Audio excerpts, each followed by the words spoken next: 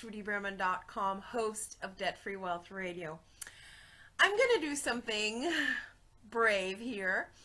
I'm going to take on the great Dave Ramsey, for whom I have absolute respect, but every now and again a different opinion. So I saw some posts that appeared on Fox Business.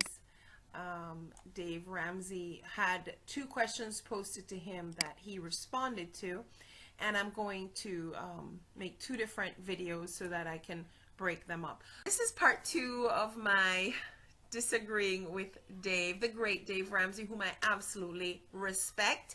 And I saw this post here on Fox Business where Dave responded to 2 people who wrote into him, and I have a slightly different take. Just the same way that I disagree a little bit with Dave on this. I'm sure there are people who will disagree with me. This is just my response, what I would have said had these people contacted me. So here it is. Sam says, "Dear Dave, I'm 19. I have a job making $30,000 a year. I've also got about $40,000 in stocks and $10,000 in savings. I want to buy a house in the near future. Should I pay cash and buy it outright, or is a 15-year mortgage okay?"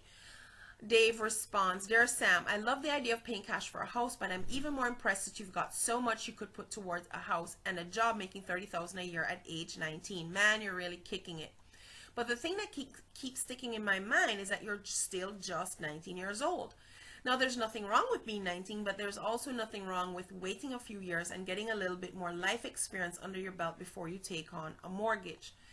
At times like this, I think about what I tell my own son at your age, and honestly, I think I'd advise him to wait a little, wait and let life happen for a while. You've done some amazing things, but I think the best thing would be to keep piling up cash. Then take a look and see how you feel about what your life is like in 4 or 5 years.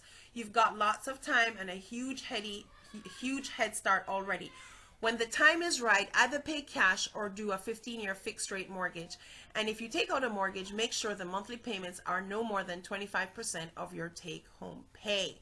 Okay, now like Dave, I totally think this young man is kicking it. Now, I have a 21-year-old who just graduated Stanford University. He has a job making a little bit more than $30,000. Actually, he's a lot more than $30,000 a year, but he doesn't have the stocks or savings yet.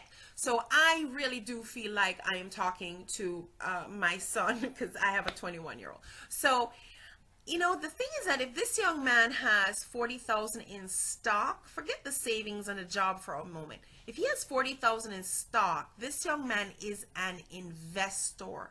He's an investor. We don't know how much risk tolerance he has from this, but he is an investor. And to have $40,000 at age 19, assuming nobody just handed him this portfolio, he has been doing something with his money and been actively and proactively working on growing his income.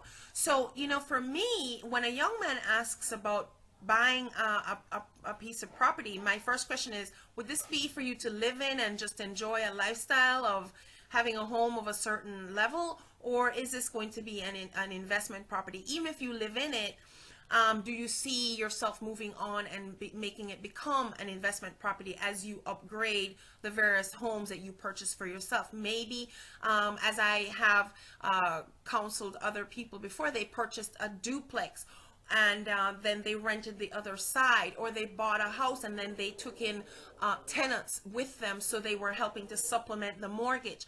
This young man who has already gotten $40,000 in stocks is an investor, and so I would not have discouraged the purchase at all. And the fact that he's asking the question about a 15-year mortgage also tells me that he definitely is looking to get out from under that debt as quickly as possible. This is a young man who's definitely thinking about his money. So I would